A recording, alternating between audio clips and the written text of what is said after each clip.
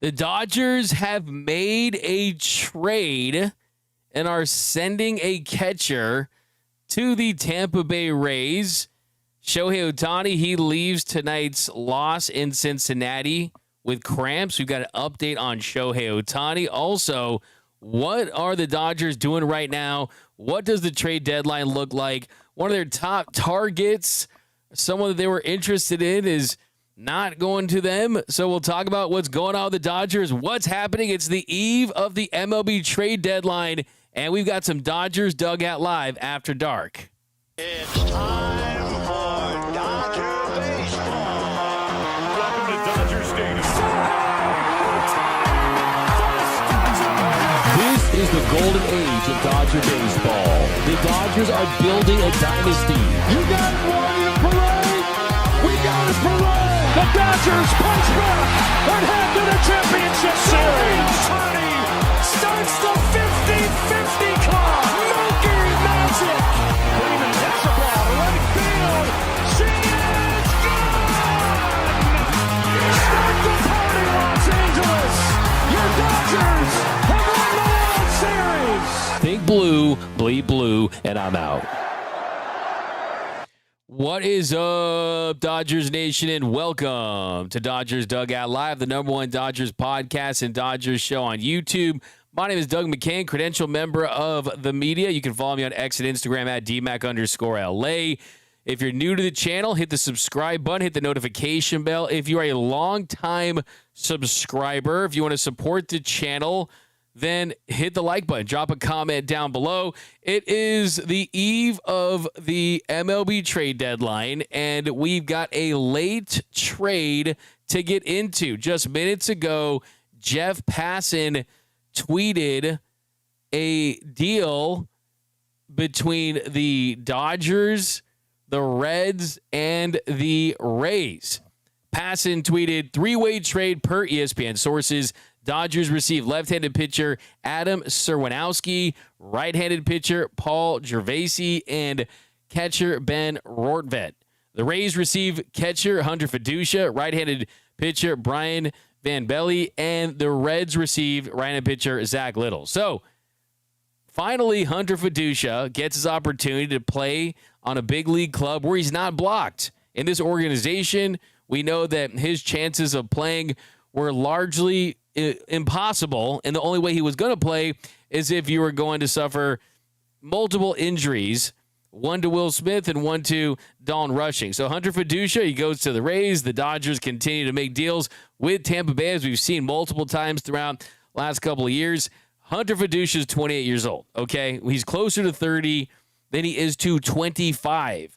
And you don't want to be Crash Davis in Bull Durham, right? You don't want to be playing in the minors forever. You want your chance. And quite frankly, I'm happy for Hunter Feduccia, but I'm even happier for the Dodgers. You were able to get 3 prospects for Hunter Feduccia. And when you're the Dodgers and you're perennially making the postseason, contending for the World Series, getting deep into October every single year, well, the system is designed for you to not have higher draft picks. And then you add the fact that you're always going past the luxury tax, that you're going past the top threshold where you're paying 110% on top of everything past the tiers, right? And if you're the Dodgers, it makes it difficult to find a way to get quality talents. There's another way to get guys that can help your organization. We'll kind of learn more about the guys they got in return as it goes along, but just some interesting stuff that I picked up in just the last couple of minutes. I mean, Gervasi's 6'10", man.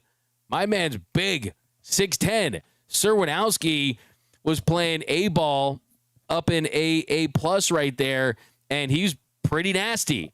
So it's another guy you can develop, and then you get another catcher that you can put in this organization.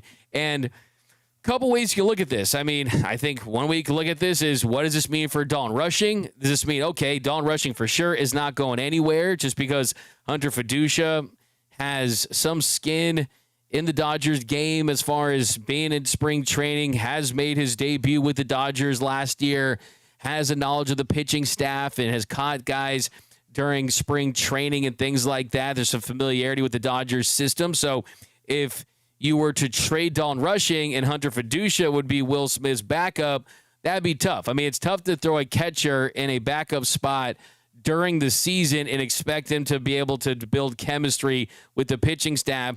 And then you're not probably going to throw in a catcher into the fire in Rortvedt, right? So I do think that it was always going to be a very small chance that they were going to move Dalton Rushing. If you're going to move Dalton Rushing, most likely it would be in the offseason when you can shop him to every single team that needs a catcher versus just teams during the season that are trying to contend or think about the future, things like that. So that would be more of an offseason move to begin with.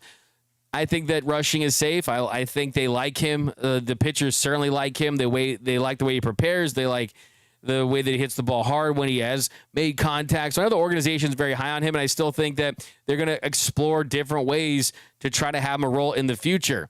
Now, before anyone laughs at this move and says, oh, wake up Andrew Friedman. Oh, Andrew Friedman's cooking top ramen. Why isn't he cooking a filet mignon, right? What is up with Andrew Friedman? Well, first of all, you're getting value out of this deal because you're getting multiple prospects for a guy that was never going to play for your big league club that's 28 years old. And two, who knows? Is this a move before a move? Is this a move that leads to another move? We know earlier today, the Phillies, they made their big splash. They got Johan Duran. We know that I was very high on Duran. I wanted to see him in L.A. And truth is, Duran, he's not throwing 104.5 miles per hour anymore. We know that the velocity is down to just 100.3 miles per hour. I say that jokingly. And look, anytime you trade for guys that throw that kind of velocity, they are somewhat of a ticking time bomb. But you look at the prospects that the Phillies gave up for that deal. And you got two top 100 prospects. They got catcher Eduardo Tate. He was the Phillies' number 4 prospect. He was 56 on MLB's top 100, and he's young, 18. The ceiling for him is incredibly high. And you get right-handed pitcher Mick Abel, who was the Phillies' 6th best prospect. He was 92 on the MLB top 100. He's someone that took a step back last year, kind of got back on track this year, and if things work out for him, he can be a top 3 starter in a rotation. So those are two pretty big prospects, but two that aren't so big that the Dodgers were not going to be able to match. So it kind of sets the market for an elite reliever, and it also says that, hey, if the Dodgers do want to stand pat, like they've kind of made it clear that they want to do and just not go out there and spend big on reliever, then that's kind of where they're at. I mean, I do think that if you followed this team for a long time, especially since Andrew Friedman has taken over this organization as the best baseball mind, really the best baseball mind that has really built consistency year in and year out, the best president of baseball operations, that, hey, if he's got the robe on right now and he's cooking, well, when he's cooking, it's very quiet, right? And usually it's a big quiet before the storm with Andrew Friedman and this front office. Very tight-lipped. They keep things close to the vest. And who knows if you're going to get an eruption at some point, and we'll see what that looks like. But this is just a smart move on the margins. That's why the Dodgers are really good at what they do. As far as the big board right now and who's available, who still has not been traded, because we have seen a lot of guys that the Dodgers have been linked to, they've gone to other teams. Ryan Helsley, he's a New York Met. Johan Duran, he's a Philadelphia Philly. David Bednar has been linked to the Yankees. I think as far as the big fish names right now that they could pursue if they still wanted to go after a big name reliever, of course, we know Mason Miller, he's under team control until 2029. The prospect capital cost for him, it would be incredibly high. Clearly, they don't want to give up Dalton Rushing, which is understandable for sure.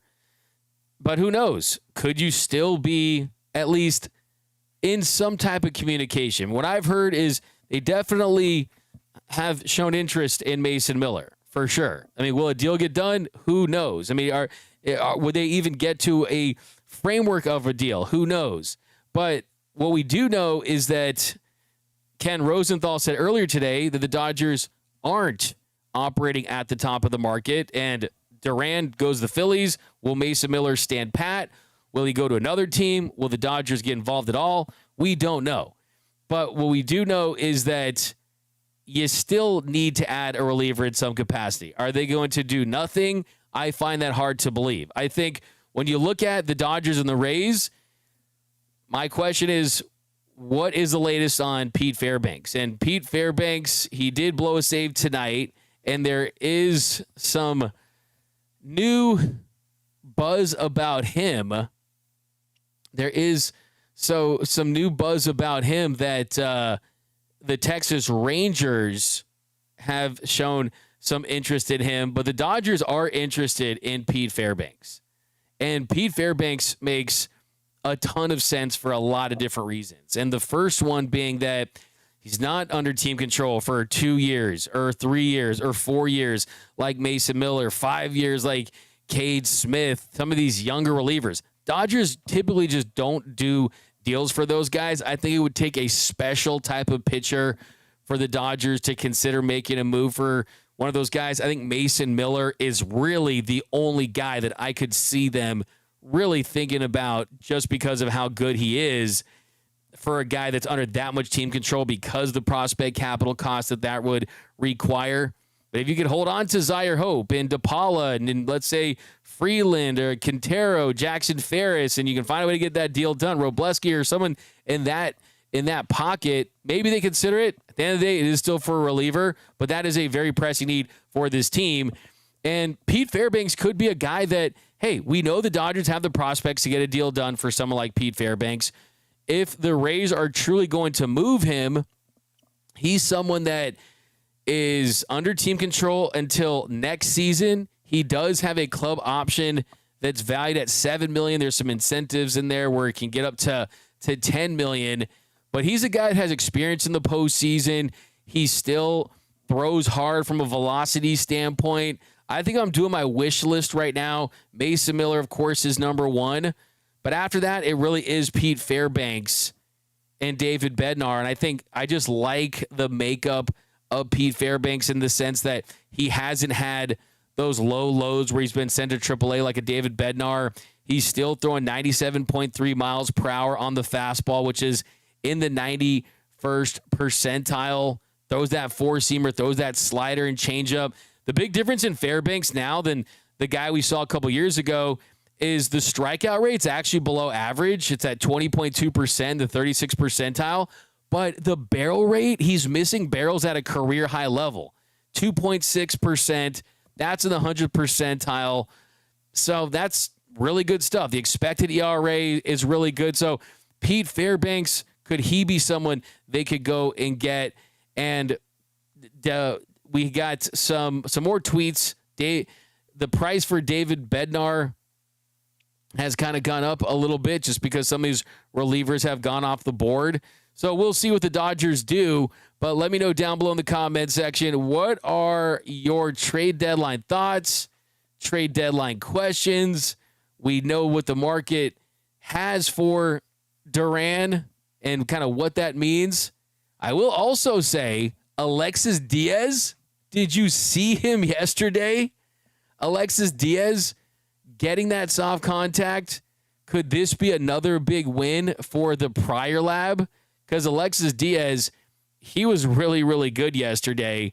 There was a really good piece that was put out by Fabian Ardai of The Athletic where he detailed the adjustments that they made. And the big adjustment was that the arm angle had really gone down after that 2022 season. Went from 17 degrees to 12 degrees.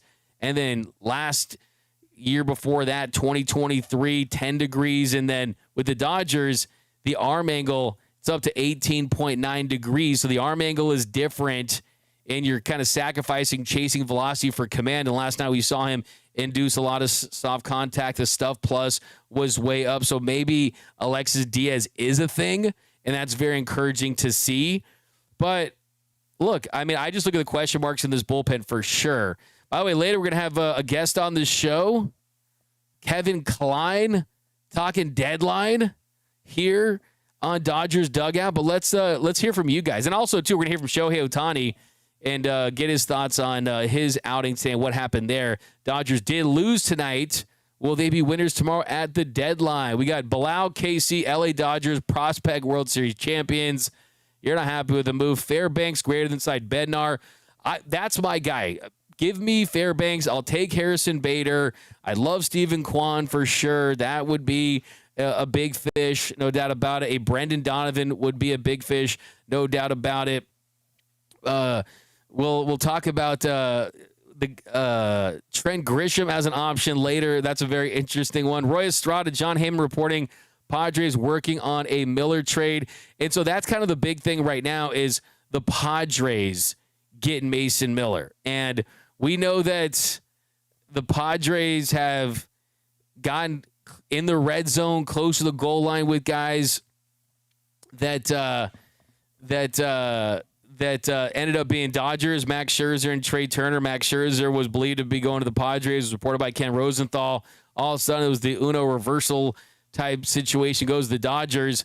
Well, John Heyman 5 minutes ago tweeted, Padres are working on a possible Mason Miller trade. Not done yet. So that does feel very AJ Preller.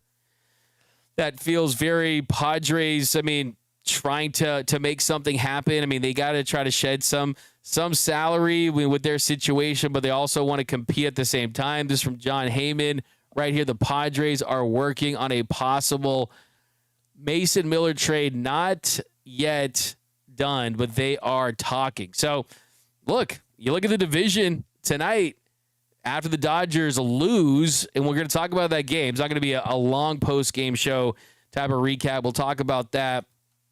But the Dodgers did lose tonight, and you look at the standings after tonight, all of a sudden they were picking up some ground, then you lost some ground, and then the Padres, they're right there.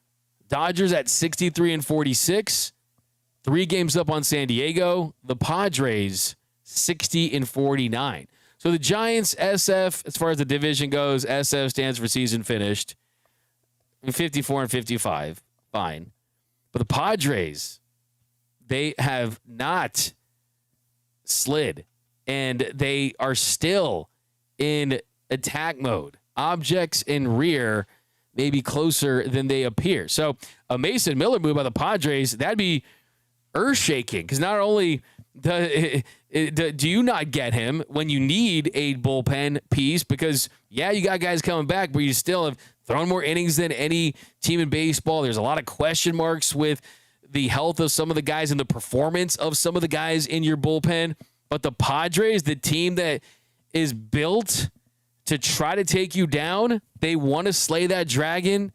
They get Mason Miller. That would be very, very earth-shaking. I mean, the very least, you got to hope the Dodgers are in talks with the A's in some capacity just to drive the price up on Mason Miller in any way, shape, or form that they can. But we'll get into some more trade talk.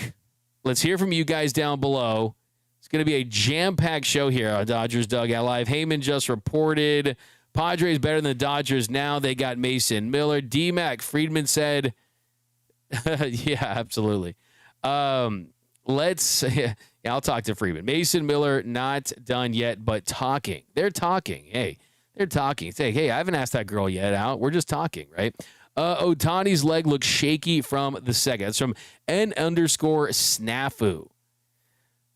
No doubt about it. Jose Aguirre says the person saying Miller to the Padres was the one that said Arson Judge to the Giants. LOL. Okay, so let's quickly talk about tonight's game. By the way, Eugenio Suarez to the Mariners. Moves are being made. The trade deadline is here. This feels like Christmas Eve.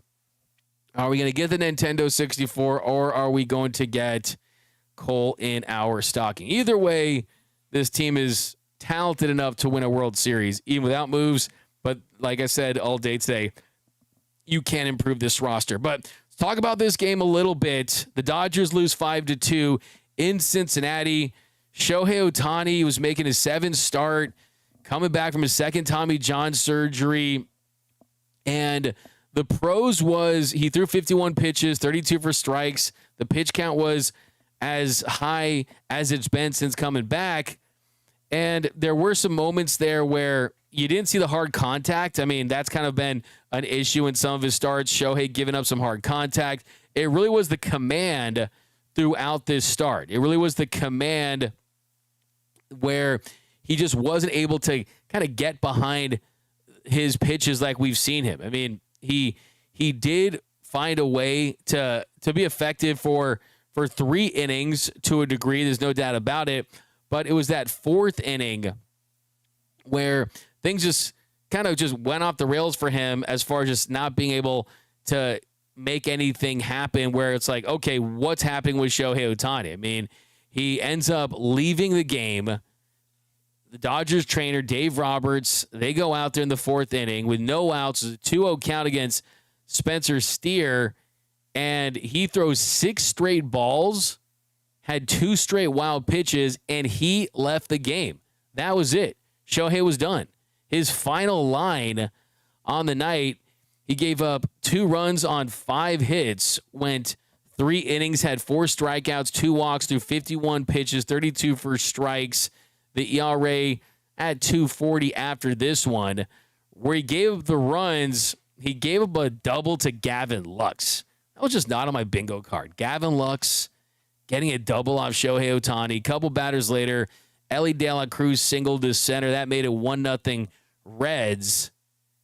So you look at that and you say to yourself, all right, you'll live with that. It was just, okay, you were concerned. It was concerning when he went down that it was something potentially a little more serious.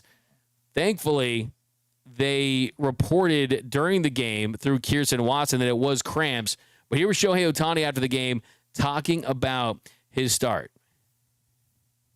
You know, you came out of this game dealing with some cramps. When did you start feeling it in your outing, just considering you were quite efficient really through those first, 2, 3 innings?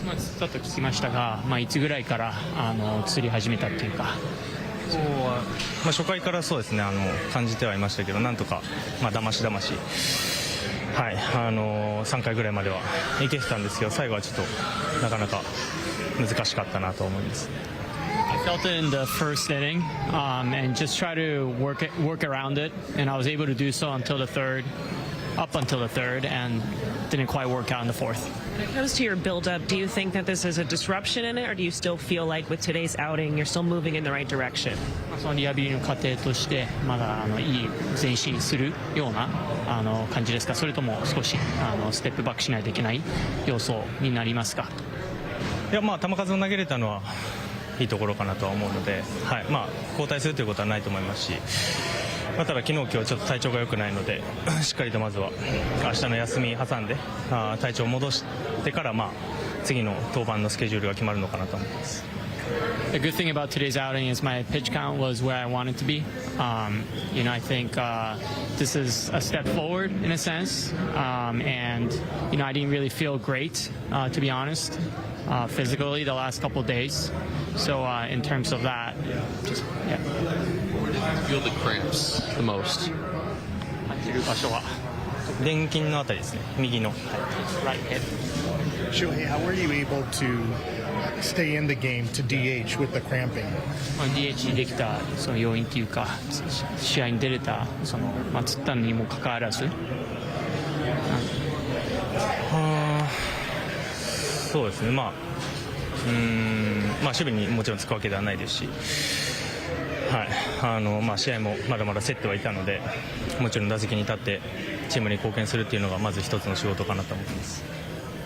I don't play defense. I think that helped, but also at the same time we're playing a close game, so I wanted to help the team win. Did the cramping affect what pitches you were throwing? You were throwing a lot of sweepers tonight. Were you trying to stay away from the fastball? Did it affect what you were throwing? 釣ったことによって球種の選択肢っていうのは変わったんですか、影響したんですか。球種っていうよりはあんまり沈み込まないように、本当に本格的に釣らないようにというか、悪ければ手で投げるような感じでは投げてたかなと思います。Rather than pitch type, it was just manipulating the way I was throwing, just not trying to get too deep into my delivery, and just trying to really focus on the hands. Have you dealt with this before, or was it just, do you think, a result of the heat and the humidity? 過去にこういうことは経験されてますか、それとも天候の影響っていうのはあったんですか。右のお尻はあんまりないですかね、まあ、どちらかというと右のふくらはぎとかハムストリングがまあ基本なるときはなるとは思うので、あんまり転筋っていうのは今までにはないかなと思います。First time in terms of my right hip, I've had cramping on my calves and hamstring in the past. And you expect to be able to make your next start next Wednesday? 次の登板は水曜日になりますけども、できそうですか？そうですね、まあ、さっきも言いましたけど、まず体調をしっかり戻したいなと思うので、まあ、それができれば今まで通りのスケジュールで、投げれるんじゃないかなと思ってます。Just really want to focus on just being able to recover well and feel good physically. Yeah. Are you confident this is not going to impact your pitching going forward, though? Obviously, you'll see how you feel tomorrow, but are you confident this won't impact your pitching going forward? What is it? Are you confident this won't impact your pitching going forward? その影響しないのかと自信ありますか？そうですね、まあ、明日はまず休みがあるので、はい、明日はしっかり休んで、また明後日体調を整えて出場したいなと思ってます。I have an off day tomorrow, so looking forward to regrouping and seeing how I feel the following day. So it does feel like it's nothing major. Feels like it's just cramps. We saw what happened with Ben Kasparius last week. Hopefully it's just that. I mean, but I do think it's another reminder that how quickly a pitcher can go down, how scary that is. Got a super chat here from Danny Cabrera, 9570. Dodgers are smart. They don't want to overpay for back-end pitchers. I want Brandon Lowe. And Pete Fairbanks, that's reasonable. Yeah, give me Pete Fairbanks. I mean, that's really, he's my number one right now. I mean, Mason Miller would be nice, but I mean, just kind of, just texting with some Padres people right now and hearing what they're telling me. I mean, they're telling me. I mean, if it's Miller, I mean Salas. That's one of their top prospects. It's a catching prospect.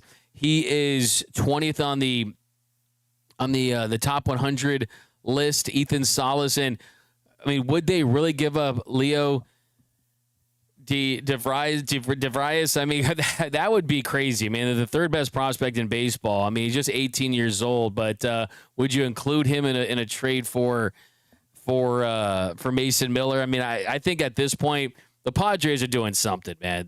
Whether it's Jarren Duran, Stephen Kwan, Mason Miller, I mean, they are going all the way big or they're going home. And to their credit, they're being extremely aggressive. And yes, they don't have like tons of depth in their farm system, but they do have top guys. I mean, you have the third best prospect in baseball. You've got the 20th best prospect in baseball. They have guys that can get deals done. This would be like if the Dodgers were willing to give up Josue DePaula or Dalton Rushing for a Mason Miller. Guys like that. I mean, you're talking some of the best prospects in baseball. By the way, very, very encouraged by this trade with Hunter Feduccia. Kind of going back to the lead story. We'll bring back the screenshot here. The three-way trade, just kind of looking up just some of the info about him. This is from Prospect Savant on this is a couple weeks ago. For one of the guys they're getting back. It says, meet the next great Rays reliever, Paul Gervais, listed at 6'10". My man could play center for the Lakers. 6'10", is absolutely dominating hitters in AAA with a 14.22 K per nine. He's topped out at 97.7 miles per hour on his fastball. In addition, he throws a slider, a cutter with some great bite and occasional sweeper. I mean, lots of red here. You definitely like these numbers. You like the hard hit percentage being down. 39% strikeout rate in the 100th percentile. I mean, this dude is an absolute beast. LSU guy is a straight-up Tiger, was drafted by the New York Mets in the 12th round, pick 13 back in 2022. So continue to learn more about some of these pickups the Dodgers made. And this feels like it is free money. It really does. I mean, it's not even just that $20 that you find under the seat cushion. I mean, this is truly like, hey, this could be a serious come up for a player that was just not going to be a part of your future in Hunter Feduccia. So that's very, very, very, very, very, very encouraging, and I'm excited to learn about that. So the Dodgers lose today. I think the other big takeaway from this one was the outfield defense late in this one. Emmet Sheehan, he comes in for Shohei Ohtani, and he was great. He was great and had a chance to really finish things off in this one to the point where you're saying to yourself, man, like, do we forget how good Emmet Sheehan is and how big of a weapon he could be for this team? He had a 2, but unfortunately, in the 8th inning, things just kind of fell off the rails for this Dodgers offense, for this Dodgers defense, and Emmet Sheehan was just so close. All he needed was one strike. All he needed was one strike against Steer. 11th pitch of the at-bat, he ends up tripling to score 2 runs to put the Reds up 4-2. But before that, Andy Pages had a chance to make a catch in foul territory. He drops it, should have been caught, and then what happens next is Steer, he tripled to center. It was an incredible effort by James Albin. It would have been the catch of the year for the Dodgers. Unable to make that catch, leads to 2 runs. Dodgers go down. Then Blake Treinen comes in, gives up a single to Benson. That tacks on another run to make it 5-2. The Dodgers, Freeland was hit by a pitch in the ninth, but they weren't able to get much going. Ohtani lined out to end the game. They lose 5-2. But look, not great defense. And the Dodgers' defense in the outfield has been subpar all season. And I'm still of the belief that they need to go out there and they need to add another defender. But here was Dave Roberts after the game talking about the loss. Shohei shared with us just the cramping he was experiencing was in his right hip. So kind of there in the first inning. Do you think, though, that's maybe what's been, whether it's hindering the swing at times and obviously the results today for him? I don't know. I think as far as today, certainly there was some cramping, some hip tightness that affected the pitching, and you can see him kind of banging his hip, trying to loosen it up. I don't know how long he's been dealing with it. I know he mentioned to me that the humidity kind of, made his body respond a certain way. I don't know how much it's affected his hitting, though. With that, he's hopeful that he'll make his next start. Do you feel like just kind of tomorrow's a good day to recover and see how he feels kind of going from there? I think so, yeah. And I think that if you're looking at Shohei, the next time we're thinking about is next Wednesday, so he'll have a week.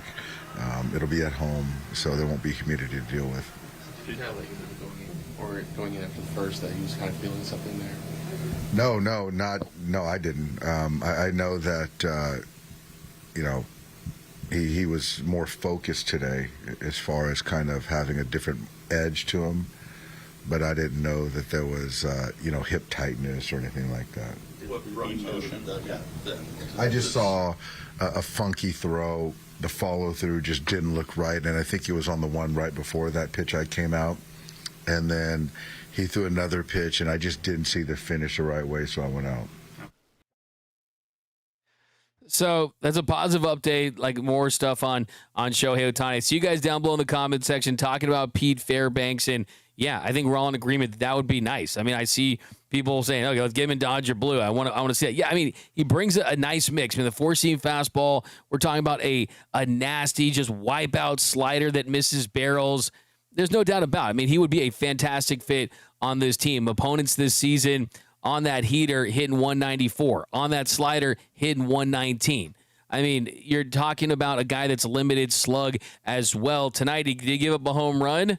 Probably has a lot on his mind. Could be changing teams, but Pete Fairbanks is my guy right now. The dream would be Mason Miller, but at the same token, I mean, you look at what that prospect acquisition cost is going to be. It's wild. Now, speaking of prospects, I mean, this would be the lead story in a lot of Dodgers Nation post-game shows, Dodgers Dugout Live, is a guy making his debut. And tonight, I want to show some love. I don't want to let this get lost because I just think debuts are so special. Alex Freeland, congratulations to him making his big league debut. You saw the patch on his jersey and him just going out there and looking comfortable. I think that kind of was the biggest thing for me is the fact that he looked so comfortable at the plate, hit one really hard in the first inning, and unfortunately wasn't able to get the results of it. Ended up hitting it to a double play. But still, I mean, tonight, you look at the night he had, it looked promising for his future because he's someone that offensively has potential to really just kind of be one of those everyday big league hitters, guys that can go out there and have success. I think the swing certainly does translate. And tonight, I think it's always great when you see a young player come up and have success in his first game. We saw earlier in this year with Don Rushing getting a base hit in his first game, in his debut with his family there. And I thought we had one right out of the gate for Alex Freeland when he was up there early in this one. Second inning, he did strike out in the second inning, and then third inning, he lined into that double play. Rojas was doubled up at first, but then he did get that first hit of his career in the fifth inning. A 2-out opposite field single to left, hot off the bat, 94.3 miles per hour. He was able to draw a walk in the seventh inning, and then he got hit by a pitch later in the game. So he gets a hit, he gets hit by a pitch, he draws a walk, but he makes his big league debut. Defensively, we saw the play early in the game that he could have made, but all in all, I think it was a successful debut, and I think the big question for the Dodgers, and no one's really talking about that, is Alex Freeland, is he going to be the third baseman of the future? Because I think if I asked you that in the beginning of the season, you probably would have said, well, probably because Max Muncy, but Muncy's, since he's put on those glasses and has turned his season around, he could be in line for a nice payday. So that's going to be a question to monitor. And, hey, was this hey, check out this prospect that we could trade? Or was this no, we're just giving a guy a debut, give him a little runway. Then when Max Muncy comes back, which is expected to next week when they return home against the Cardinals, he's going to get sent down. That's it. But we'll see. I mean, we'll see what happens with Edman. And there's guys that get banged up, and he could get some opportunities. But here was Alex Freeland after making his big league debut. Ultimately, on a game like this, you want to leave with the win. But to have your major league debut and to get a hit out there, can you just describe what it was like being out there on the field today? I mean, it's just an unreal experience. I got to do it with some of the best in the game, so it's super surreal. Can you take us to that first step back? Because it seemed like, regardless, you were going to go up there and swing. Yeah, that was kind of the plan. The first good one that I saw, I was going to swing. So, I mean, it didn't work out, but it did work out. I mean, I'm fine with that, but, it was good. What do you say? Any plans for the ball? Probably put it in a case and keep it at the parents' house, probably. How did it react outside with your family out there? Just tears, happy, a lot of emotions, but they were just super proud of me. It looked like you were pretty calm and comfortable in the batter's box and at third tonight. Was that just you being able to mask that pretty well, or how much butterflies did you have? Not too many, but I think going back to spring training and just being around all these guys and playing with them, it kind of just eased the tension. But I mean, I did have some butterflies a little bit. Awesome stuff. So we're still waiting on the Dodgers to make that announcement on the trade they made.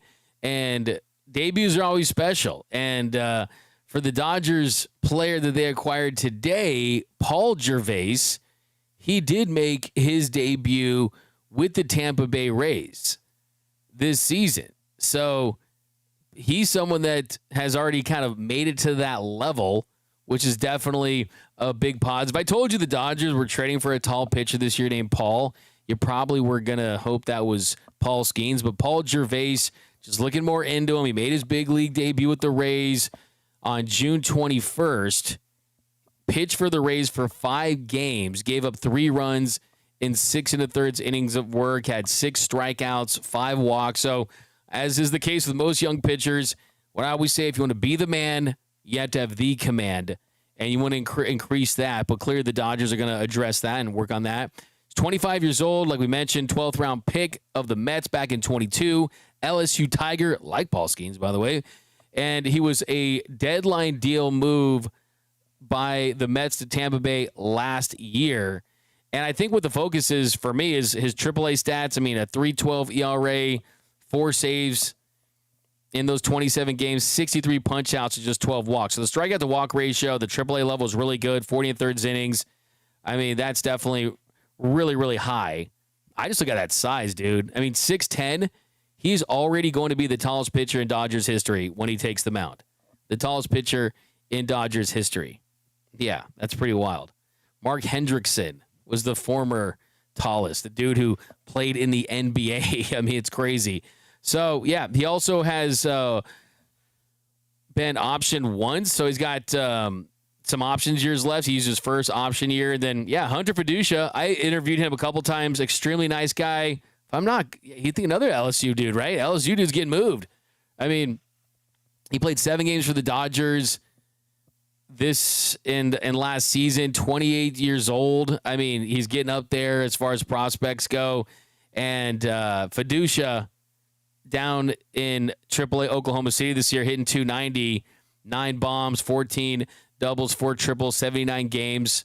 Another guy, too, I mean, we talked about him, Rortvedt. It's an interesting name, Rortvedt. I like it. Strong name, Rortvedt. 4 seasons at the major league level. Parts of that, 26 games this year for the Rays. He's going to be the depth guy that takes over Hunter Feduccia on the Dodgers catching side as far as the depth they have in that position. And, yeah, I mean, we'll see with what happens to him. I mean, with the 40-man roster and things like that, what are they going to do as far as where the Dodgers are at after this deadline? If there's a situation where they're adding guys, they have to make some decisions. But he's in there. And then Serwinowski, he's another late-round pick. The Reds took him in the 15th round in 2022.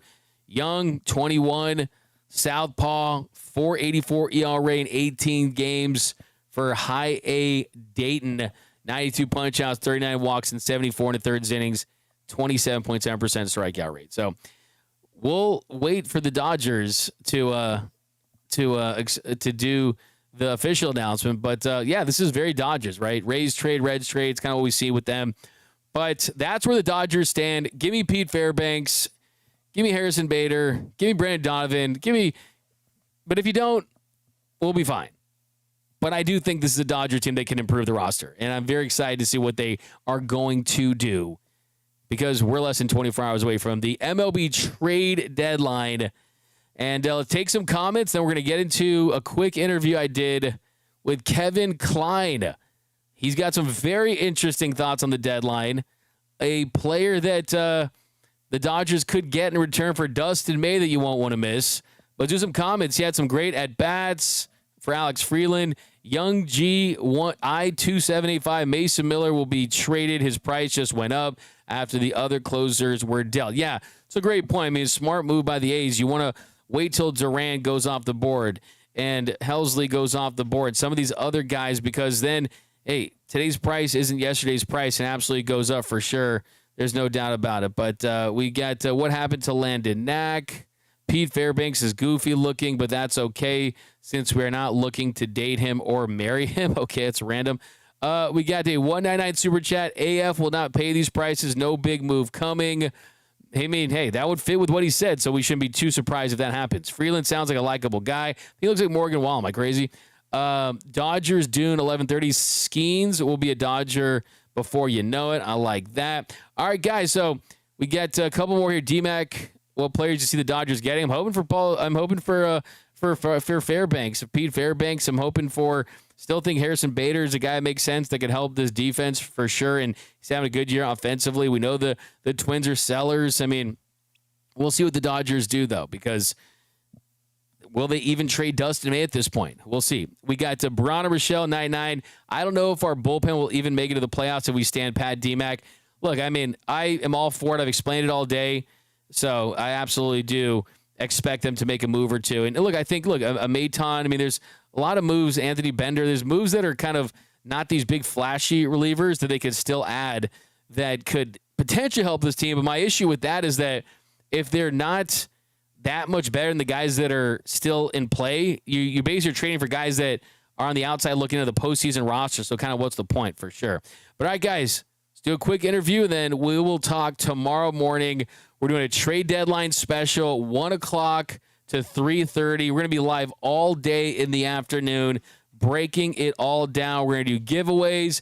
It's going to be all kinds of fun. So be sure to join us. Tell your bosses I apologize. I don't care if you have to watch the show from a bathroom stall at your place of employment. I will write you a letter. I'll talk to your boss for you because, look, whatever happens, we have to, at this point, you got to see what the enemy's doing at this point too, because it's all about trying to beat the Dodgers. Don't get it twisted. Mason Mill to the Padres, if that happens, that is a deal that they hope gets them past the Dodgers. But here we got Kevin Klein from the Incline. We'll talk to him, and I'll talk to you guys tomorrow. And welcome back to Dodgers Dugout Live. And we've got a guy that I've been trying to get on this show for years now. One of my favorite Dodgers Twitter, Dodgers X follows, Kevin Klein, host of the Incline podcast. Go listen to it. A must listen to, Dodgers fans. Wherever your podcast, check out the YouTube channel. What I love about this dude, he has bold takes. He sticks to those takes. He's not afraid to get into it. I respect his game from that angle. But Kevin, how we feeling about the trade deadline tonight? We've seen a lot of big names come off the board. My big fish, my big white whale, Johan Duran. Even though he's not throwing 104.5 anymore, even though the velocity's dropped a little bit, these relievers that throw gas like that are ticking time bomb. I wanted him. He's on the Phillies now. Where do you think the Dodgers go right now? Because your guy, Helsley, is on the Mets. You just mentioned it. I thought the Dodgers were going to pivot to Helsley the moment Clase got popped. I just got confirmation, too, that the Dodgers actually were in on Clase, but the moment he got suspended, obviously they had to pivot. Helsley felt like a natural fit, but he's off the board. And I just want to say thank you so much, Doug, for having me on. You're an awesome guy, too. Love your passion. I'm glad we're doing this. So Absolutely. To answer the question, I know he's not the most flashy name, but I kind of think it might have to be a guy like Pete Fairbanks. Pete Fairbanks is a guy that the Dodgers have been linked to him for a couple years now. Natural trade partner in the Tampa Bay Rays. The thing about the Rays, they're a team where even when they're willing, they're always listening.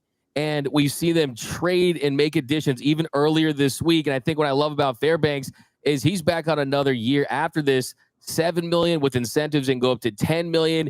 And he's changed his game too. I mean, you're seeing the strikeouts go down, but with the improvement on that cutters, missing barrels more, soft contact. What I like about him too is he's not someone like you trade for Duran. It's like, okay, we've got the walkout music, right? We got the Undertaker theme. We got to basically have you get those final 3 outs in the ninth inning. I think Fairbanks gives you that versatility where if Tanner Scott figures things out and you get Blake Trine where he needs to be, where Fairbanks, you can plug him into high leverage situations. And I love that idea. I think that Fairbanks, Bednar, that tier right now is kind of where I'm at as well. So I totally agree. But sell me a little more on Fairbanks. Yeah, so naturally, he fits with that 2020 Rays mold. He gets to partner back up with Tyler Glasnow, Blake Snell. Now you got Fairbanks in the mix. Maybe that trio is like, well, we didn't really get to contribute. Well, obviously Snell wasn't on the team, but Glasnow in particular, he didn't get to pitch in the postseason last year. So you got 3 really hungry guys trying to get their first World Series championship in a Dodgers uniform. The guy's been in the World Series. He's pitched in October. Those are the types of arms I'm looking for, in particular, guys with postseason experience. So I just think a guy like Fairbanks, whether it's being an opener if the Dodgers need to go that route, or pitch him in the 5th inning, or pitch him in the 9th inning, a guy like Fairbanks has been across the board, and he's pretty comfortable in a bunch of different uncomfortable situations. Yeah, and I was texting with my man from Evan Grant, Dallas Morning News, and he's saying that the Rangers have had some preliminary talks on Pete Fairbanks. He did blow a save tonight, which my favorite thing ever is when you throw out a trade idea for a player and then the chat's like, oh, he blew the save tonight. Why would you want that? Like Harrison Bader, oh, he didn't make that what would have been an incredible catch on Freddie Freeman. Oh, forget that guy. It's always so much recency bias. But yeah, when you look at this late in the game is if teams truly are in that seller mode, we are listening to offers. The truth of the matter is the Dodgers can really get whoever's available depending on how much they want to pay. And we know that Andrew Friedman is the last president of baseball operations that wants to go out there and pay above sticker price and overpay for a reliever. But the less amount of team control you have, the more affordable that guy is going to be. So it just makes you wonder how much Andrew Friedman wants to really pay, because we saw what Alexis Diaz, I'm a believer. He threw 8 pitches yesterday. You've seen what they've done as far as the release and the glove and the angle. He's already inducing soft contact. Do you go the route of, hey, an established brand name, we have to overpay just a little bit, or are there those names out there like a Maton, something like that, where, okay, it's not an explosive pitcher, but it's someone we think that we can make effective in October. Do you feel like they're kind of in that zone right now? Yeah, I'm on the Diaz hype train too. I really think they can get a lot out of this guy. So I'm excited to see the Prior lab get to work and turn Diaz back into that all-star closer he once was. In terms of outlook right now with the Dodgers, let's be real. I don't think the Duran trade really ever was going to happen. And that was kind of confirmed today, seeing what the Phillies gave up with Mick Abel to kind of comp that. That means the Dodgers would have had to give up either one of Emmet Sheehan or Jackson Ferris. And I just don't think they want to part with either of those studs for a high leverage arm after they invested a lot into Tanner Scott and Kirby Yates. Part of kind of winning the deadline for the Dodgers in like a consolation mode is for those two guys to turn their season around, because they were both top 5 relievers in the entire sport. You could argue that case heading in to this season, and they just both haven't lived up to the hype. So I would like to see both those two guys turn their season around, and then an in-house, maybe you get a win with Alexis Diaz or Bobby Miller becomes something out of the bullpen. I've been hoping that this was going to be a switch we're going to make for a year now. Bobby Miller could be the next Joe Kelly. He could be the next Michael Kopech. He could be the next Andrew Miller. I believe in this guy's stuff. It just seems more mental for Bobby Miller. Yeah, and that's kind of the thing, right? I mean, Andrew Miller, he was someone that was traded during the year and helped that. Now the Guardians, don't cancel me, right? I'm not going to say what they're originally called, right? That really led that team to, you're so close to getting over the hump. Aroldis Chapman that year. I mean, there are deals made for relievers that can help teams go over the hump, but some of those teams don't have, as you mentioned, the Mark Prior pitching lab. And I think that kind of is my obsession tonight, is looking at that Duran deal, how it played out, because Abel's a guy that took a little bit of a step back, but now that he's back on track, he's someone that could project as, a guy that could be a starter for you for 5+ years. And we're not going to talk about like a 4 or 5 starter, right? A 1 through 3, kind of like 2-3 range of everything would work out. And then we're also talking about a catcher there that has a ton of upside, that's 18 years old. And if that's the price of doing business, if that's the cost of doing business for someone like a Duran, it just tells you that, hey, Dombrowski thinks that, he made no secret too, he wanted to get a high leverage guy. He's been talking about it for weeks. And I think the Dodgers were saying, okay, like, is that worth giving up 2 top 10 prospects for a guy like Duran?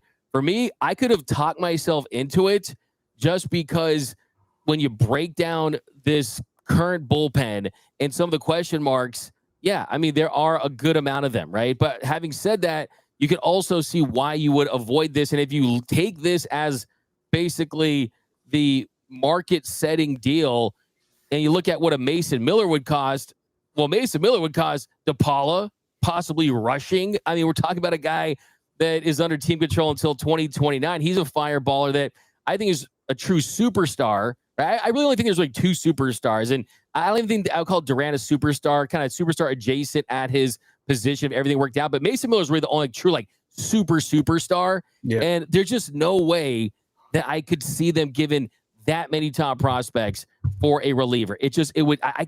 Friedman wouldn't be able to sleep for weeks.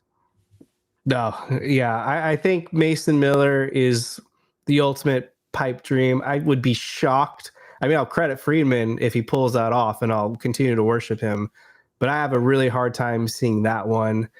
The less flashy name that could potentially be another Dodgers target is Kyle Finnegan. I feel like the Nationals have been trying to shop this guy for years, and then for whatever reason, they don't end up pulling the trigger. A guy with high leverage experience, little bit inconsistent. I think he was second at one point in blown saves behind Tanner Scott. So I don't know how thrilled I would be with the idea of Kyle Finnegan. But at the end of the day, they do need to get someone that has shown competency in high leverage. So I don't think he would cost a lot. Yeah, Kyle Finnegan is a guy that, like you said, has a lot of experience being a closer. He's had his moments with the Nationals. I mean, the velocity's gone down a little bit, but kind of when he's at his best, he does miss barrels and he can limit hard contact. And he's someone that I think immediately just gets better in one day being in this organization for sure.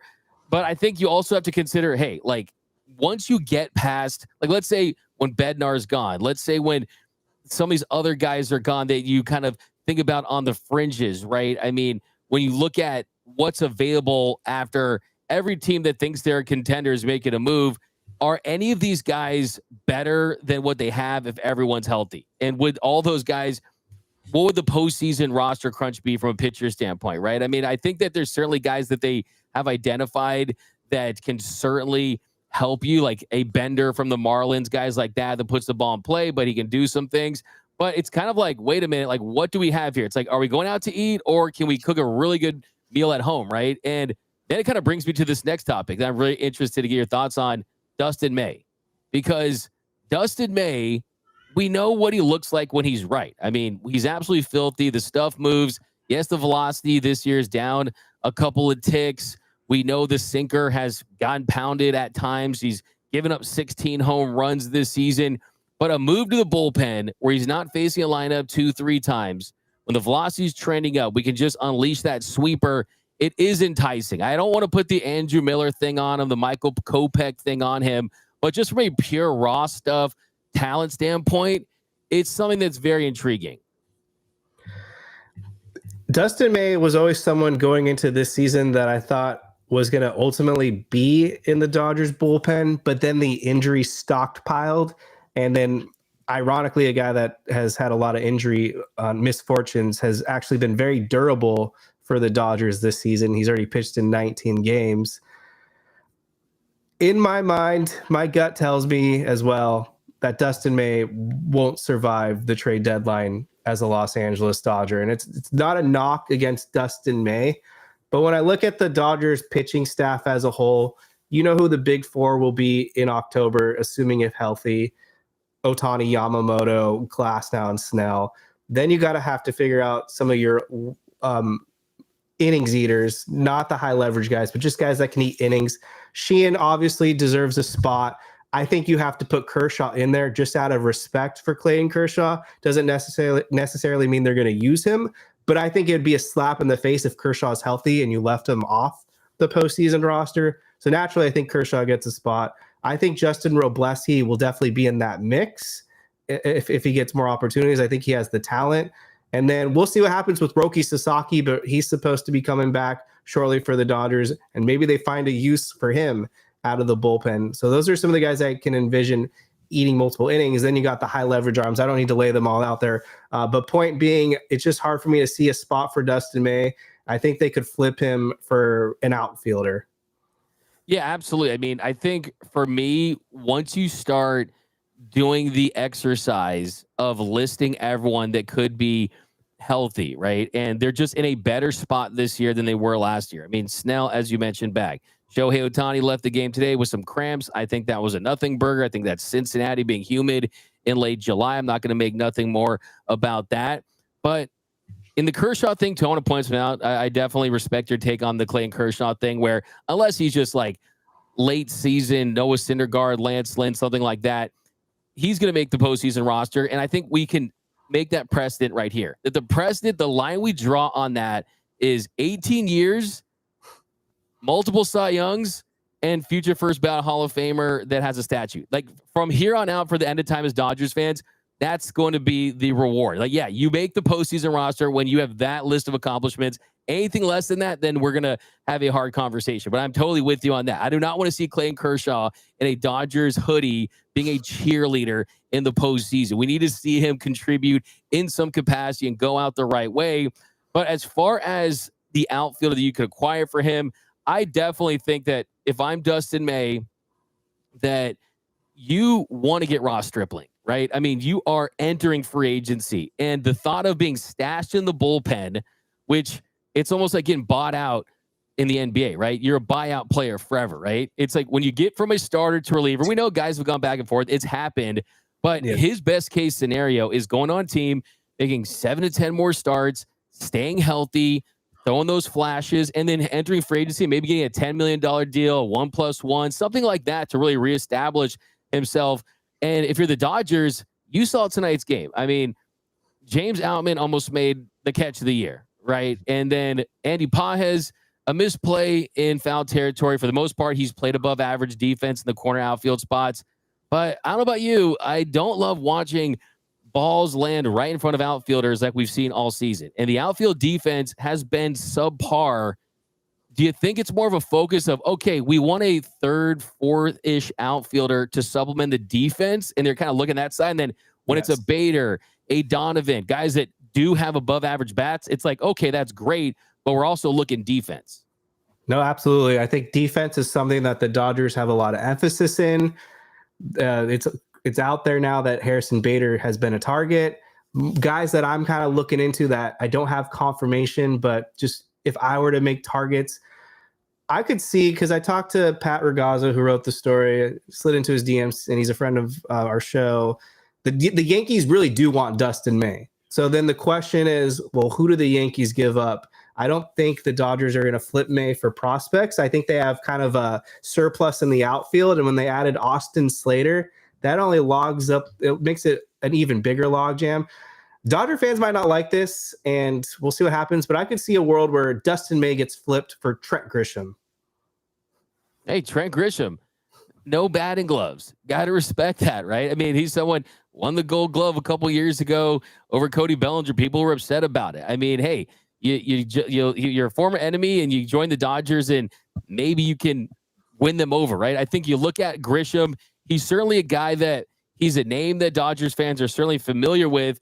But I think from a kind of just overall production standpoint, like if you could get Trent Grisham for anything where Dustin May is the centerpiece of that deal, just when you look at the surplus that the Dodgers have and the need they do have, that would be a major win for me. I mean, Grisham's a 2.5 WAR player this year. I mean, 121 OPS plus, well above league average, just 17 home runs. I mean, for a lot of these Dodgers players that I think are going to turn around and have a really nice finish of the season entering the postseason. But if you kind of stack any of these guys, like a Grisham, a Bader, a Donovan, if you would stash those guys onto the Dodgers and just look at the overall team stats, like those guys would be like the sixth most productive player on this team this year offensively.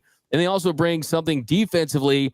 And I really like that. I mean, I think for Dustin May's standpoint, like we talked about, you could do worse than going to the Yankees. And if you're the Dodgers, you want to take advantage of every single asset you have, especially for ones that you just don't have a clear-cut role for. But I think at this point, like, I don't know about, like, I've tried to do a better job. I have not deleted a tweet in like almost 2 years now. You know, I was a pretty bad tweet deleter at one point, right? If a take went wrong, delete it, maybe. Not all of them, right? But, you know, I look myself in the mirror, I'm like, you're not going to delete tweets anymore, okay? You stand by your take. I do on my show for sure, but sometimes I said that Michael Conforto was going to be an all-star, right? And the reason why I said that was because he had a great finish last year. He hit 17 of his 20 home runs outside of Oracle Park, hit the ball hard. We know that everyone likes to mention that with him. But if we have to eat that L just because of the subpar defense and improve that side, I'm all for it because he's been -6 outs above average. If he's not producing, I think, 800 to 900 OPS, and you can kind of have someone that's an upgrade at that position, just kind of makes you wonder. Because my big fear at this point is center field. It really is. Because with Tommy Edmonds' ankle injury, he just continues to tweak it. We know that this is a team that, I mean, Kike Hernandez was in center field, right, for them last year, and he's been dealing with an injury. We know that Mookie Betts, if he produces offensively, they're not going to go up to Mookie Betts and tell him to move off the shortstop spot. Whether that's the right decision, I mean, we don't know, but that's just not going to happen. And if Tommy Edmonds is going to play second base with Hae-Sung Kim's injury, we don't know how much that's going to linger. I think center field is something you look at. That's why I love the idea of Harrison Bader, because he's above average at that position. I love the idea of Brendan Donovan because he's above average at that position. I know you're a big rock guy, right? You're big into like music, right? You know that Harrison Bader's cousin is in Vampire Weekend. I don't know if you know that. Right. His cousin is Jimmy Bayo. It's his uncle Jimmy Bayo, and his cousin is Chris Bayo in Vampire Weekend. I mean, he's an interesting guy. Yeah, no, he's cool. Yeah, that's. I'm glad you brought that up. I completely forgot about that. I mean, you're obviously well in depth in terms of Dodgers knowledge, and it feels like the Dodgers, they kind of have a recipe for how they assemble their team every year.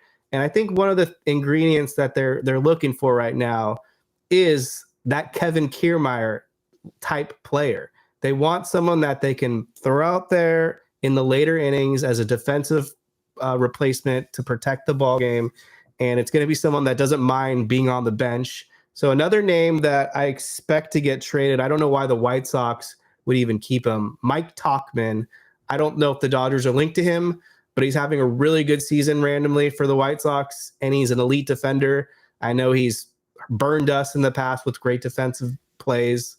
So I just feel like you notice that the names I've been throwing out there, nobody's been that flashy. No one's really been an all-star. I don't think it's going to be a grand slam deadline for the Dodgers. I think it's just going to be little things here and there to kind of round out the edges and band-aid some of their little weaknesses. Yeah, that's the thing. I mean, like when pencils are down at 3 Pacific tomorrow, and if the Dodgers, they made no moves, which look, sometimes they haven't gone crazy. We haven't seen Max Scherzer, Trey Turner trades every single year, but they always make some move. Maybe it's a Joey Gallo, right? Lance Lynn, whatever it may be, right? There's moves they make. Kike, Joe Kelly, we saw the moves that year, right? I mean, there's moves that they make even when it feels like they make no moves, but you couldn't say this Dodgers team was a loser if you're going to do winners or losers, right? It's just about finding a way to improve your roster. The truth is, there's guys out there that would improve their roster.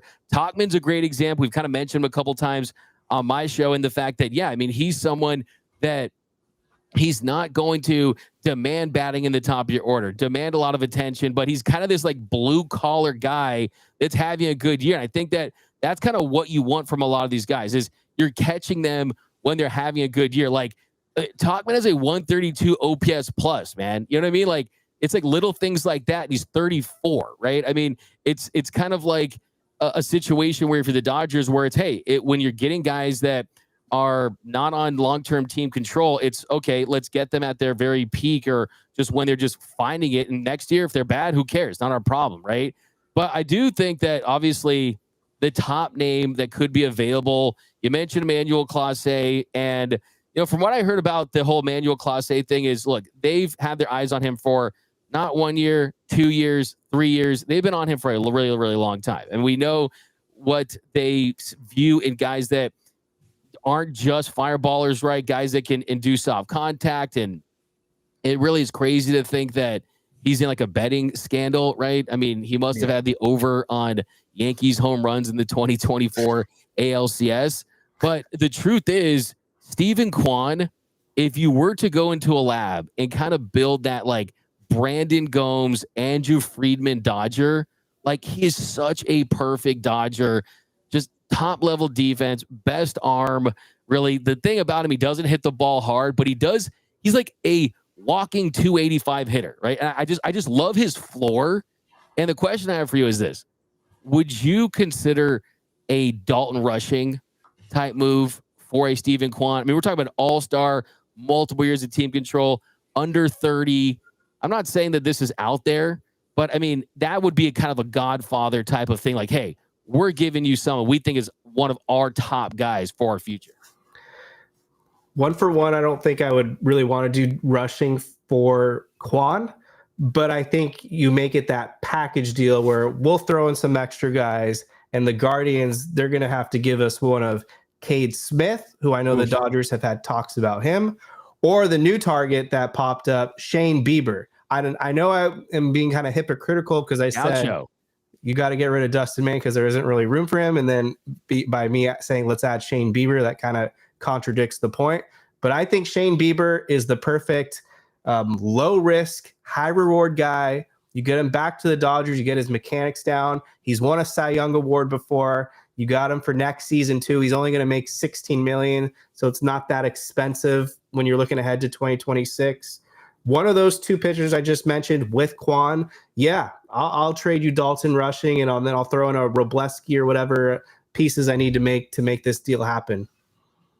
Yeah, no, I love that. I mean, Cade Smith, I don't know why. I mean, I think it's obviously just because he has so much team control left. I mean, we're talking about a guy that, I mean, he's arbitration eligible in 2027. He's hit free agency in 2030. So, I mean, they just don't do deals for those guys. I mean, relievers especially, right? But, I mean, you talk about a Bieber. He's a name they've been interested for injuries. UCSB Gaucho, right? I mean, he probably would just live for putting on that Dodger blue, just like Jack Flaherty did. And you're just kind of always looking to address starting pitching. I think today, even though the Ohtani thing, hopefully and most likely is a nothing just because of the cramps, it's just like another example of like how quickly, just like in the blink of an eye, you can lose a starter. Like, and when you do that, how that just impacts everything.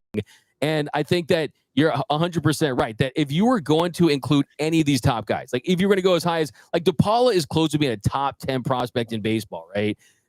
Rushing was already top 30 range when he came up this year. I mean, we've seen what they've been able to do in their system, even though the system's designed for them not to have a good farm system and how they're able to acquire guys. But a guy like a Jackson Ferris, Alex Freeland, like Zaire Hopes, like that kind of ballpark of guys that if you're going to give up those guys, it would never be just for one player in return. It would always be, okay, we need to get the value out of it. That's how we're going to justify just paying the hotel minibar prices at the deadline. And I think that would make the most sense. But I mean, I just look at a guy like Steven Kwan and look, I mean, that would just be the biggest kind of big fish right now they could attain, they could acquire at this point. I just don't feel like, I mean, everything, like the thing about the Dodgers, we know this. I mean, Rosenthal's talking about Mason Miller to the Padres possibly, and Jarren Duran to the Padres. We all know what happened last time. Rosenthal was talking about big names going to the Padres. What happened, right? When things get very quiet around the Dodgers, that's when we start to see the passing bombs. We start to hear things start to pick up, and it just kind of makes you wonder just how all in Andrew Friedman is on this team, because I think it kind of goes down to, look, they made it very clear in the offseason they didn't want to buy at the deadline. Sure, the guys that they picked up haven't worked out, but they haven't worked out yet. And I think that a lot of times there is this belief they have with the players that are on the roster, even if they're going through their struggles. I think that people aren't really mentioning, like, hey, like just because Tanner Scott has 7 blown saves doesn't mean they don't think that he can't be that guy in the postseason. Just because Kirby Yates has struggled, just because Mile Kopech is injured and Blake Trine is injured, like they got a really good core there. And I think that that's how you can make sense of no big, massive moves despite having the prospects. Definitely love Steven Kwan. Was someone that I was hoping the Dodgers would trade for a few days ago. Then I started to have my doubts. But then with the Clause news, the reports came out that they're actually more enticed now to trade Steven Kwan. We'll see what happens. I think it's going to be an expensive market for him. He's a great bat. He's an all-star. You already laid out all the great things about his game. So we'll see what happens. He'd be a phenomenal ad. It'd be another legendary Friedman pull-off heist if he gets that deal done. I think this is a guy that would make a lot of sense at the top of the Dodgers order, and he would just provide great on-base ability. I don't know if he'd hit in front of Ohtani or behind Ohtani, but one way or another, he'd be a great table setter, whether it's for Ohtani or for Freeman. How concerned are you about the Hye-Sung Kim injury? Shoulder injuries are always a huge concern for me. I can't recall any Dodgers player in recent memory where they had a shoulder injury and then they came back fine. Like Cody Bellinger, Blake Trinan, Gavin Stone. I don't know what, I don't want to put bad juju out there for Hye-Sung Kim, but I'm almost going into the mindset of this deadline that we need to replace him. So Brendan Donovan, who you talked about, would be a great replacement. Yeah, and I was just going to ask you that next. I mean, Brendan Donovan, saw you tweeting about him, and he's another guy that's kind of, I would say maybe just a little tier below of Kwan. I mean, if I'm not saying Kwan's an A as a player like a Juan Soto, Aaron Judge is, but as far as that type of player, he's an A for the kind of guy he is. Donovan's right below that. I mean, he's really right below that. I mean, and he hits the ball harder too. He won the utility Gold Glove. He's under team control for a couple years. Big South Alabama guy coming to LA. It's a great story there. Hearing anything about Donovan, and what do you think the likelihood is that, hey, maybe they'll explore that some more? I mean, when the reports came out a couple of days ago, it sounded like it was between the Dodgers and the Yankees for Brendan Donovan. And it seems like the Yankees have kind of pivoted to other moves recently. I haven't heard much recently in this last 24 hours in terms of where the Dodgers stand, but I think that is a great point you brought up a minute ago. When things are quiet on the Dodgers front, that probably means they're working. And so whether it's Kwan or Donovan or the Fairbanks or the relievers, they're definitely doing something right now. And I would be surprised if when it's 3 p.m. Pacific tomorrow, the Dodgers didn't make an acquisition. Are you in or out on the idea of Kenley Jansen as a big backup plan? Of course, Angels, Artie Moreno. Ward would make a lot of sense. I don't see that happening, but California Adventure, are you hopping on that ride again? I've been big on the bring Kenley back to LA train for a couple of years now, but I can see it. What I'm hearing, the Angels are buying. They think they can get that last wild card spot. And it took until last year for me to accept that Artie Moreno is not going to trade with the Dodgers no matter what. The Dodgers could have offered all their top prospects for Shohei Ohtani, and Artie looked the other way and said, we're not trading with you. Yeah, I agree. I mean, like they added Chafin, they added Garcia, but I was just, I'm thinking like maybe like Kenley goes to the front office, like please begging it. I don't think I've ever, I can't think of a former Dodger that so obviously wanted to be a Dodger again, like Kenley Jansen. That's like an all-time thing. Like he'd pay. It's like when Tommy Lasorda got the job and he said, hey, you guys messed up your negotiations because I would have paid you to manage this team. Pretty sure Kenley Jansen would like give his side to the Dodgers to pitch for them at this point. Yeah, instead of Luis Garcia, it should have been Kenley Jansen who got that last spot. Like Kenley, whatever that year is, deserves a retirement year tour, and so that he can go out in a Dodgers uniform, because there's not a single doubt in my mind he's going to make the MLB Hall of Fame, and then therefore the Dodgers will have to retire 74. Yeah, absolutely. I mean, no doubt about it. I mean, give Gagne the peak with that handful of years. We know what contributed to that success, but when it comes to longevity, when it comes to how good he was at his best, let's be honest, Kevin, a lot of new Dodgers fans last 4 or 5 years that didn't see Kenley Jansen at the peak of his powers. Now, as far as just kind of the other parts of the roster, what did you think of Alex Freeland tonight? Because I was impressed, of course, defensively, probably nervous early on, hit the ball hard a couple times, looked very comfortable out there. Next year, Max Muncy, $10 million club option. We'll see if he gets a multi-year deal. He's getting up there a little bit. Defensively, he's regressed this season. Offense that, since you put on the glass, has been great. But could you see Alex Freeland being the opening day? I know we're going way too ahead of ourselves, but I have to mention after seeing that tonight, could you see Alex Freeland as the opening day third baseman for the Dodgers in 2026?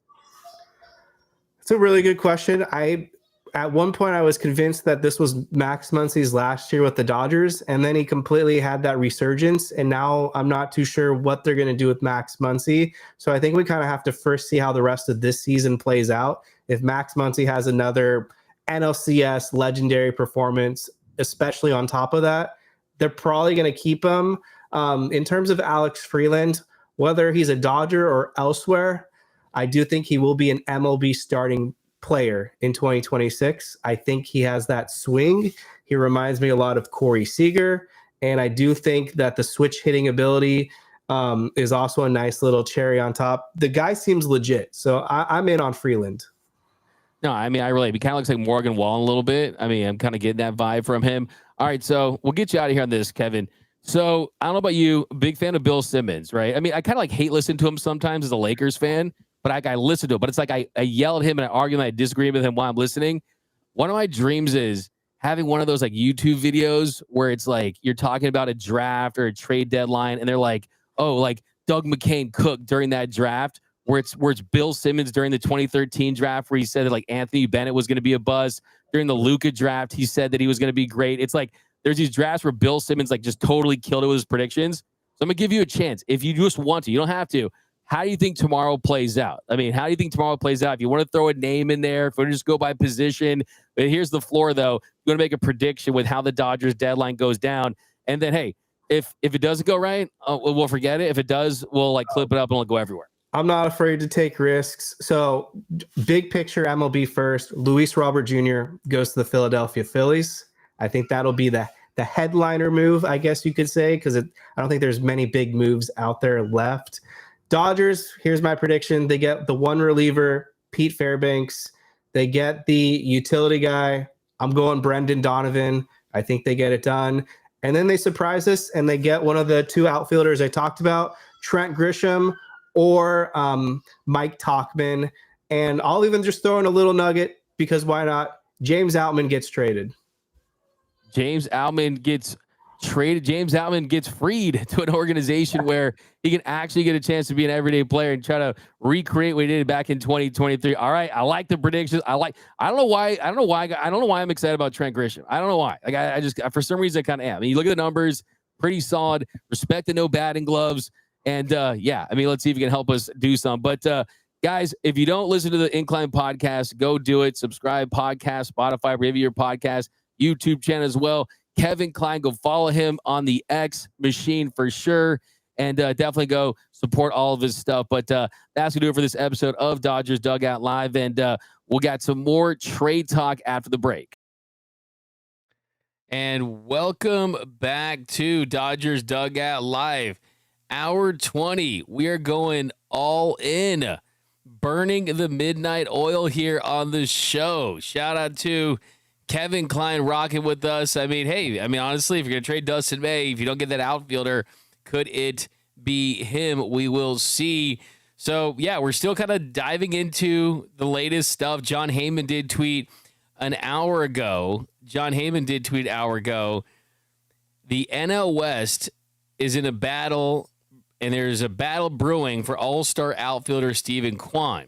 Padres and Dodgers, and maybe others outside the division. So, Steven Kwan, that's the best outfielder the Dodgers could get at this point. It's not like he's some role player that's on an expiring contract that's a pure rental. We're talking about a all-star player. We're talking about someone that is an elite defender in left field. We're talking about someone who has the best outfield arm, really, in the corner outfield spot. And I think what I love about Steven Kwan is the floor, really. I mean, you're talking about a guy who just consistently is going to be a 285 hitter that's not going to strike out, that's going to make contact. And when you have a line that's filled with boppers like Shohei and Max Muncy and Teoscar and Will Smith, guys like that, Freddie Freeman hit a home run tonight, to just have that element to this offense would be huge, and what it would mean for the defense. I mean, think about Conforto. I think you, of course, can stick with him. The year that he's had, it's been bad, but the month that he's had, if you need to move off of him, you still could do that. You really could still do that, and you could probably find a team that would pick him up because of his track record in the second half in the month that he has had. I mean, it's something that's not impossible. Again, a lot of questions down below. DMAC, what does the trade mean as far as the Hunter Feduccia trade for Ben Rortvedt? Yeah, the thing about Ben Rortvedt is he's a catcher, so it's a catcher-for-catcher situation. It does free up a spot on the 40-man roster to give you 39 guys with Feduccia off. And, look, it's most likely AAA depth. I mean, this is a guy that just hasn't shown really any ability to hit at the big league level. So if you were someone out there that's thinking, oh, the Dodgers, they traded for someone that they think could be a better backup catcher to Will Smith than Hunter Feduccia, I think the answer to that is probably no. I mean, it's hate to speak in absolutes, but I mean, this is a guy he hit 95 this year in 26 games. He had 6 hits in 70 plate appearances. In his career, 4 years in the show, he's hit 186. And then you factor in just the lack of familiarity with the pitching staff. I mean, look, there's a world where, of course, Will Smith stays healthy, continues to rake, and plays every single postseason game like we saw last season. That's the ideal scenario. But the kind of big other way to look at this, if you want to just completely flip that on its head and go 180, is does this mean that Dalton Rushing could be available in a move for Steven Kwan? Because that is a guy that you probably would have to include if you wanted to get a player of Steven Kwan's caliber, just because he is under team control for multiple seasons after this year. He's under team control through 2027 as an all-star bat under 30. And we've talked about the future of Dalton Rushing. I think it kind of more skews to the side of they were just really giving Hunter Feduccia an opportunity to spread his wings for another team where he can actually get an opportunity to play. They were definitely doing him a favor, allowing him to pursue that dream of just being a big league catcher, which he was unable to do with the Dodgers. I think that was more of it, but hey, we will see. And then there's the Shane Bieber element's really interesting. I think the Guardians is a really interesting team to monitor just because the Dodgers, as far as kind of long-term communication, their long-term communication in this trade deadline has been with the Guardians. And then the whole Class A thing with the betting, that clearly, of course, ended any chance of trading for Class A, but also any hope that the Dodgers were going to go massive, right? I mean, we don't even know if they were ever going to actually pull the trigger on the trade of Class A, but we definitely know that there has been extended communication with those two clubs, and Steven Kwan is a very highly sought-after player, whether it be the Blue Jays, whether it be the Padres, whether it be the Dodgers, right? So, I mean, if the Dodgers are in the mix, they're always a threat just because of the prospect capital that they do have. And we'll see if that pans out. I mean, that would put the Dodgers right at the top as far as the winners go. And you're feeling like, okay, at that point, Andy Pages, you're right out there at center field, because really Kwan's played mainly left. He has played center field a handful of times. I'm sure he has the talent to play there for sure, but the versatility is there in the outfield. But take some comments here, guys. Jam-packed, super episode of Dodgers Dugout Live. I'm kind of just hoping to just have something break on the show, because that'd be all kinds of fun. I'm sure we'll get something tomorrow for the Dodgers. Even if they don't do something, it's something, right? We've got rushing can hit. That's from Adam TW8YD. I mean, look, he hasn't gotten. Talk to me when he has 500 plate appearances and consistent at bats. Then we'll have the conversation if he can hit. Trade Conforto for a bag of Fritos. That's from Kevin. We got Himmy Turner talking about Jock Peterson. Philip Subia. If we don't trade Russia, I hope it's not a Cartaya situation for us. Yeah, I mean, those are fair points. I mean, look, Bobby Miller.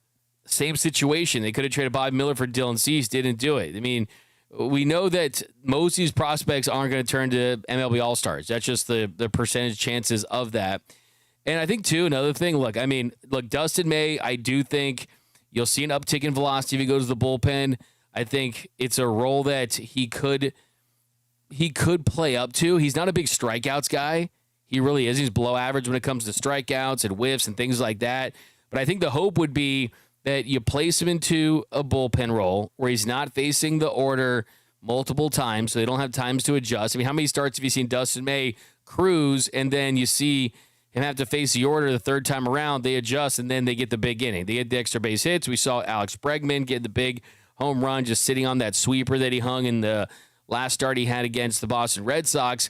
But then it's like, yeah, all that's true for sure. That unleashed a sweeper, and Michael Kopech, he's a guy that was a failed starter that turned into a really good reliever. Andrew Miller. I mean, most great relievers were failed starting pitchers, right? It's kind of the process of it all. But does this team really want to do those experiments with a team that has a window like the Dodgers that's ready to win now? Do you really want to go through the experiment with Bobby Miller? Do you really want to look?